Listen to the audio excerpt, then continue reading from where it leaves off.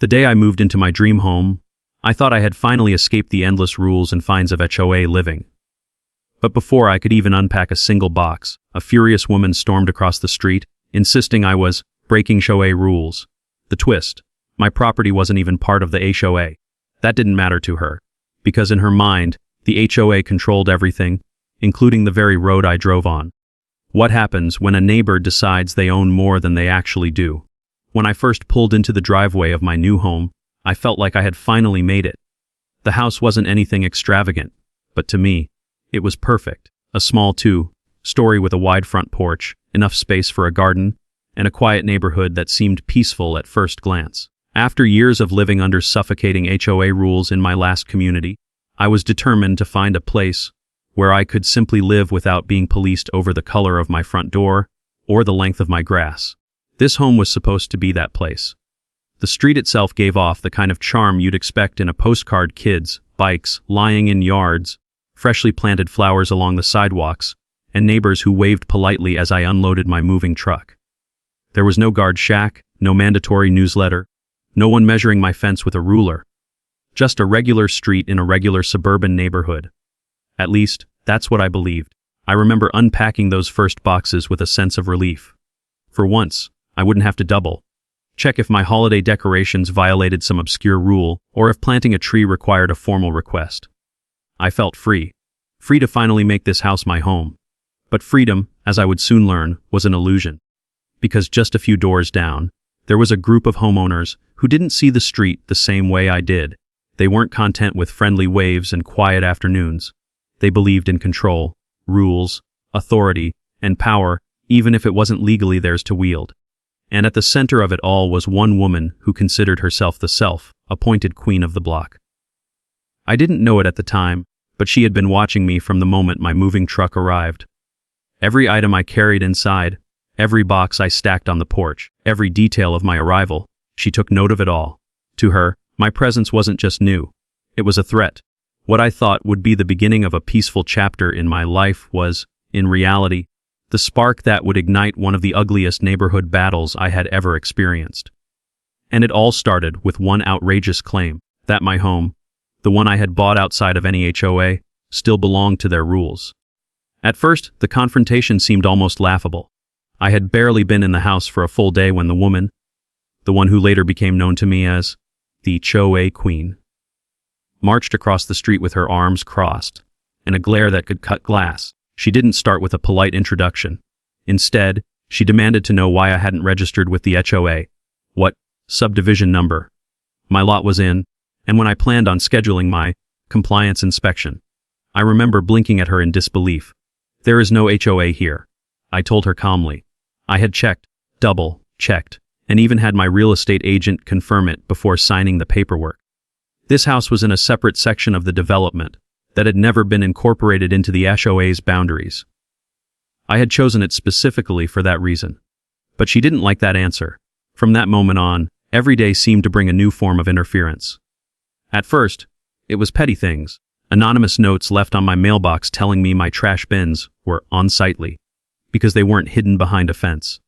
A typed letter slipped under my door, warning me that my front porch light wasn't the approved color temperature. Even though I wasn't in their association, they behaved as if I was still subject to their rules. And when I ignored those little messages, the tactics escalated. A week after moving in, I received a letter that looked official. It had a header with the HOA's name, the board's contact information, and even a case number. It demanded that I pay a non-compliance fine of $150 for failure to adhere to landscaping requirements. The letter claimed my grass was patchy and that I had weeds in the front yard, which was absurd because I hadn't even had the chance to mow or water yet. I knew it was bogus. I wasn't in their HOA, but the professionalism of the letter gave me pause. Was this a mistake, or were they deliberately trying to intimidate me? When I refused to respond, things got worse. One morning, I walked outside to find 3 HOA board members standing on my lawn with clipboards, taking photos of my property as if they were conducting an inspection. They didn't acknowledge me, didn't ask permission, didn't even apologize for trespassing. They just muttered to each other and snapped pictures before walking off. That's when I realized this wasn't a misunderstanding. This was targeted harassment.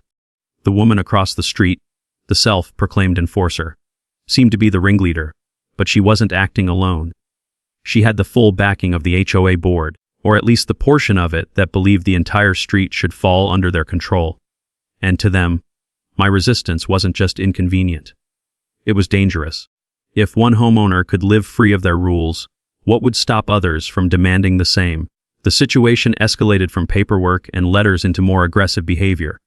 My mail began disappearing.